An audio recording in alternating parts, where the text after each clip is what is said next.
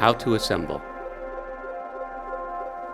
Place the footrest, also called the positioner, in the bottom of the pressure chamber, in the direction that fits the foot's instep. To put on the padding, find the white sticker on the front and the two knobs on the padding.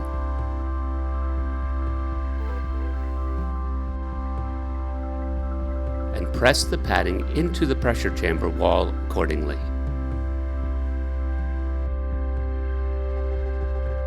Click the white ribbon on the inside of the pressure chamber in place.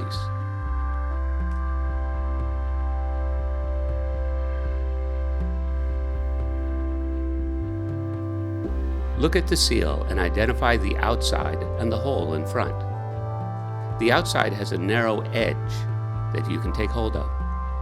Attach the front to the little knob that you find outside on the front of the pressure chamber. Pull it down around the edge of the boot about the widths of 3 fingers from the top. Attach the blue ribbon to the same knob and fold it around the pressure chamber to keep the seal in place.